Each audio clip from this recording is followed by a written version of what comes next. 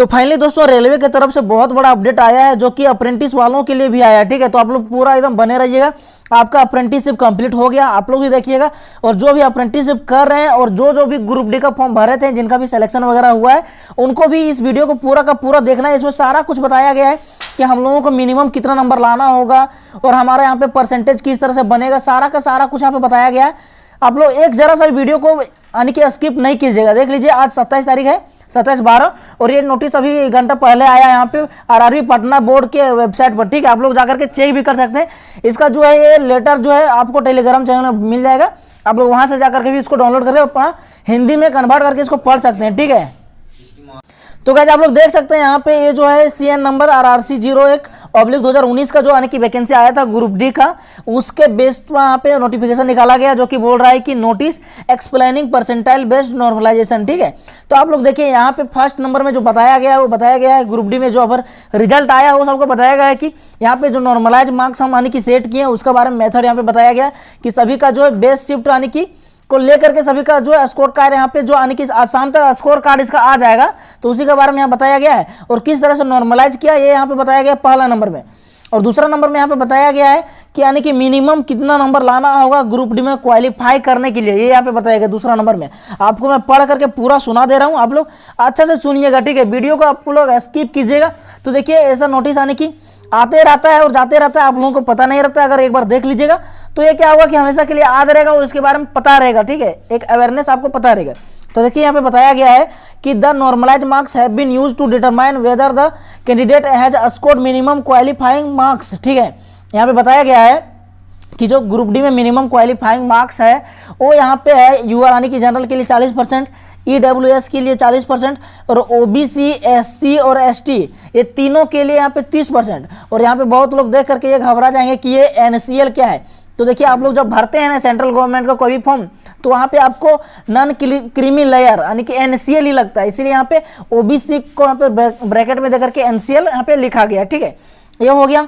उसके बाद आप लोग देख सकते हैं यहाँ पे आगे जो लिखा गया है कि यहाँ पे 2% का रिलैक्सेशन दे रहा है किसको, PWBD कैंडिडेट को।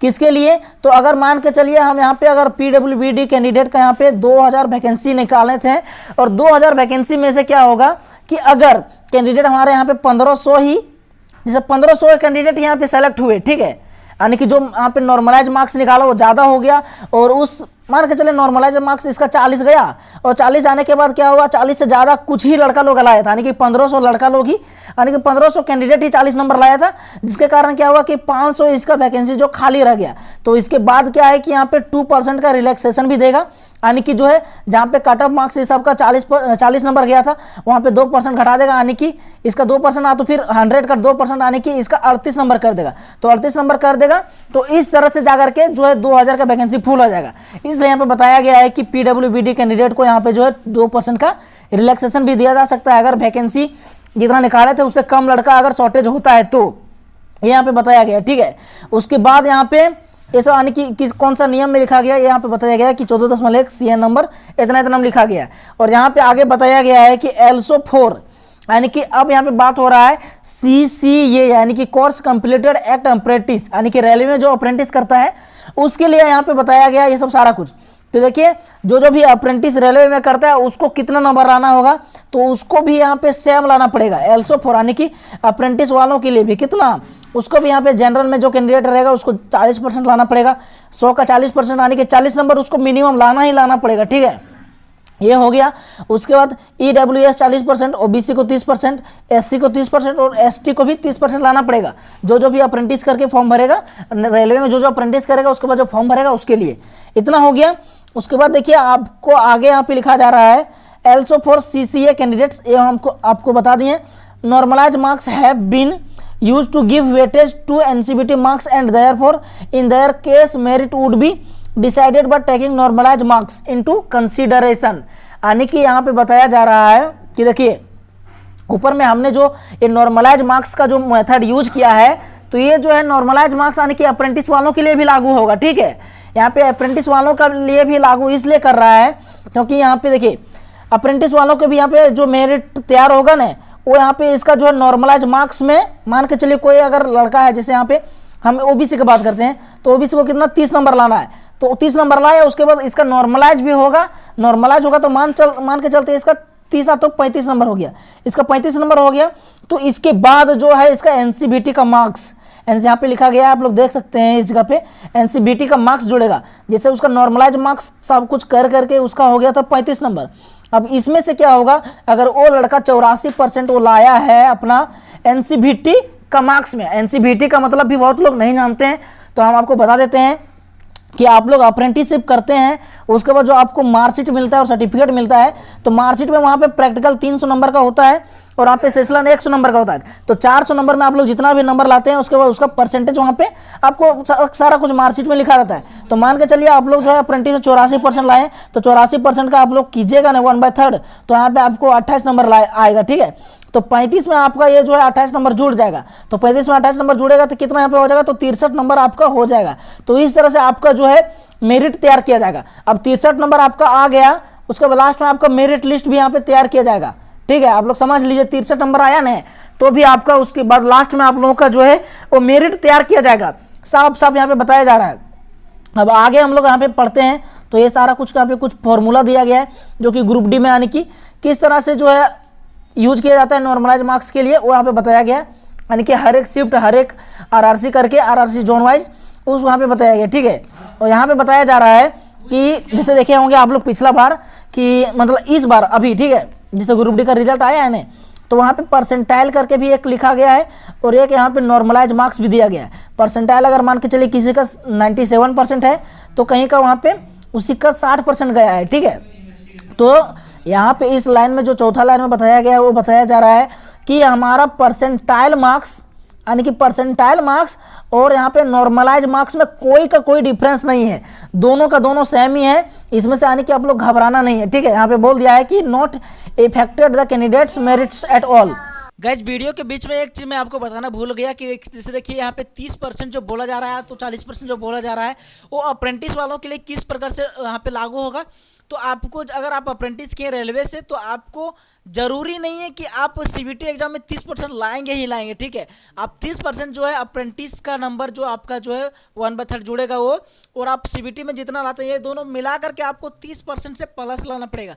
तो ऐसा कुछ समझना है, ठीक है। मैं आपको बोलना भूल गया था, तो ये आपको याद रखना है कि 30% जो नंबर है वो आपको सीबीटी में जो आप लोग परीक्षा दीजिएगा उसको, और अप्रेंटिस यानी कि ये 1/3 ये दोनों मिला करके आपको 30% नंबर लाना पड़ेगा, ठीक है। बाकी 30% 40% वो सब जो नंबर है वो ओनली जो जैसे जो अप्रेंटिस नहीं किया उसके लिए वो लागू होता है कि आप उसको जो है 30% मिनिमम लाना ही पड़ेगा। हम लोगों को जो है अप्रेंटिस का नंबर और सीबीटी ये दोनों मिला करके 30% लाना पड़ेगा। उसके बाद इसका जो भी नॉर्मलाइज होगा उसके बाद नंबर इसका बढ़ेगा, ठीक है। तो ये सब आपको ध्यान रखना होगा। आगे वीडियो में आप लोग तब तक बने रहिए। Merit based on percentile score will be same as merit based on normalize marks, so normalize marks has not affected the candidate merit all. यानी कि नॉर्मलाइज मार्क्स जो है आपका वो क्या है, वो आपका परसेंटाइल का स्कोर ही है, यानी कि परसेंटाइल का स्कोर और नॉर्मलाइज मार्क्स ये दोनों सेम ही है, तो आपको घबराना नहीं है, ठीक है। यही यहाँ पे बताया गया है, ठीक। तो आपको जो भी यानी कि इंपॉर्टेंट जानकारी था अप्रेंटिस वालों को वो मुझे हमें लगता है कि हम आपको बता दिए, ठीक है। और आपको यही जान करके रखना है। एक बार मैं आपको फिर से शॉर्ट में बता देता हूं कि सबसे पहले देखिए यहाँ पे जो भी यहाँ पे अप्रेंटिस करके फॉर्म भरेगा, रेलवे से अप्रेंटिस करेगा, उसके बाद जो भरेगा फॉर्म, तो उसको क्या होगा कि उसको यहाँ पे देखिए जो जनरल से रहेगा उसको 40 नंबर लाना पड़ेगा, और जो ईडब्ल्यूएस से रहेगा उसको 40 नंबर, ओबीसी एससी एसटी को 30 नंबर लाना पड़ेगा, पीडब्ल्यूबीडी कैंडिडेट को 2% का यहाँ पे रिलैक्सेशन भी देगा अगर वैकेंसी जितना है उससे कम लड़का अगर शॉर्ट लिस्टेड होता है, तो ये यहाँ पे बताया गया है, सारा कुछ यहीं पे लिखा गया है, ठीक है। उसके बाद अगर मान के चलिए हम 30 नंबर ले आए, इसके बाद ये सीबीटी एग्जाम में 30 नंबर ले आए, ओबीसी कैंडिडेट हैं, उसके बाद इसका नॉर्मलाइज कुछ होगा, नॉर्मलाइज होकर के अगर बढ़ता है तो ठीक है, नहीं बढ़ेगा तो इतना ही रहेगा, ठीक है। तो मान के चलिए 35 नंबर बढ़ गया, ठीक है, यानी कि 30 से 35 हो गया। उसको 35 का जो है 35 में हमारा एनसीबीटी का मार्क्स जुड़ेगा, ठीक है, जो कि मैं अभी आपको पीछे बताया हूँ। तो इस तरह से बढ़ करके जो हमारा फाइनल जो यानी कि बनेगा, मान के चलिए 60 से 64 क्या तो 65 आने की जितना भी बनेगा, जितना भी परसेंटेज आपका बनेगा, जितना भी नंबर आने की टोटल बनेगा एनसीबीटी यानी कि अप्रेंटिस का नंबर जोड़ करके, और यहाँ पे ग्रुप डी का सीबीटी एग्जाम जो होगा उसको जोड़ करके जो फाइनल नंबर आएगा, उसके बाद आपका लास्ट में जो है मेरिट तैयार किया जाएगा। मान के चलिए देखिए बहुत लोग सोच रहे हैं कि हम अप्रेंटिस कर लेंगे, हमें यहाँ पे से 30 नंबर लाए गए, उसके बाद हम उधर मान के चलिए यहाँ पे अगर 28 नंबर लाए और हमारा मिनिमम कितना है 30 नंबर है, और हम उधर से कितना 2 नंबर लाना पड़ेगा, तो ऐसा नहीं होगा। देखिए इस बार का क्या बात था, इस बार टोटल यहाँ पे वैकेंसी था कितना 20,000 था टोटल, ठीक है, टोटल वैकेंसी 20,000 था, और भाड़ा कितना था, तो भाड़ा था यहाँ पे 18,000। तो आप लोग समझ लीजिए कि यहाँ पे जितना लोग भी भरे हैं सभी का यहाँ पे सिलेक्शन हो जाना है, क्योंकि जो मान के चल वैकेंसी यहाँ पे ज़्यादा है ना, यहाँ पे फॉर्म लोग कम भरा है, तो जितना भी लोग भरा है उतना सभी का हो जाएगा। लेकिन जो आने वाला टाइम में क्या होगा, मान के चलिए 12,000 अगर वैकेंसी आएगा और उसमें सभी दो यानी कि 110, 111, 112, 113, 114 बैच वाले एक साथ भरेंगे ग्रुप डी का, तो उससे क्या होगा 12,000 फॉर्म यहाँ पे यानी कि वैकेंसी आएगा, और भरने वाला 40 से 50,000 के बीच में रहेंगे। तो आप ही सोच लीजिए कि मान के चलिए मेरा अप्रेंटिस वाला और ग्रुप डी वाला ये दोनों जोड़ करके हमारा अगर 60 नंबर होता है, तो देखिए मेरा भी अगर 30 नंबर अगर मान के चलते 30 नंबर से 30 नंबर 29 नंबर 28 नंबर मेरा भी अप्रेंटिस से जुड़ा है, और इतना करके सभी का अप्रेंटिस से जुड़ा है 30 नंबर 28 नंबर 29 नंबर इस तरह से करके, ठीक है। तो इतना तो सभी का जुड़ गया। उसके बाद क्या होगा कि अपना से भी कुछ नंबर लाएगा, मान के चलिए कोई 20 लाया कोई 30 लाया, तो मान के चलिए आपका अगर हो गया 60 नंबर, ठीक है, 60 नंबर हो गया। उसके बाद लास्ट में क्या होगा कि वैकेंसी तो आपके पास कितना था, वैकेंसी यहाँ पे टोटल कितना था 12,000 था, और लड़का लोग फॉर्म कितना भरा था 40,000 से 50,000 के बीच में।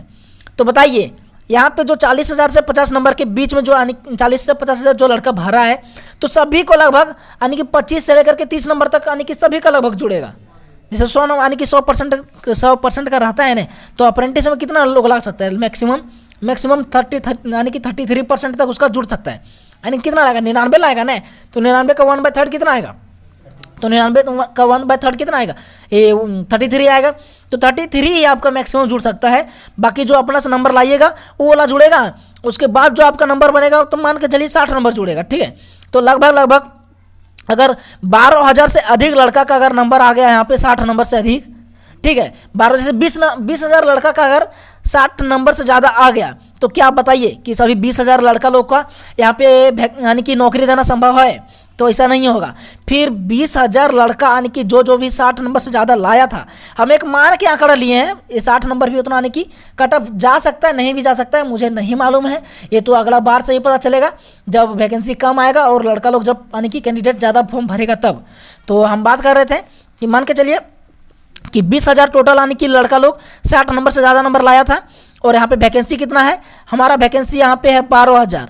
अब बताइए 20,000 लड़का को कैसे यहाँ पे नौकरी देगा, तो इसके लिए जो है वहाँ पे 60 नंबर से बोलेगा कि यानी कि 12,000 लड़का को वहाँ पे शॉर्ट लिस्टेड करेगा, ठीक है। 12,000 लड़का के लिए मेरिट लिस्ट निकालेगा, कट ऑफ निकालेगा कि जिसका भी 63 नंबर से ज़्यादा है या तो 62 नंबर से ज़्यादा है वो यहाँ पे सेलेक्टेड है। तो इस तरह से आप लोग समझ लीजिए, आप लोग कान खोल के सुन लीजिए अच्छा से, ठीक है। बहुत लोग अभी मौज में अप्रेंटिस कर रहा है, सोच रहा है कि मेरा फाइनल नौकरी हो जाएगा।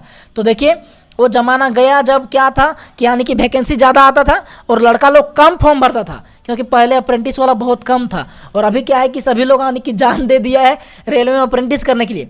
तो आप लोग सीधा समझ लीजिए कि आपको जो है 20 से 30 नंबर 20, 30, 40 नंबर इतना लाना पड़ेगा अपना से, नहीं तो फिर आप लोग अप्रेंटिस करके भी आप लोग का नौकरी नहीं होगा।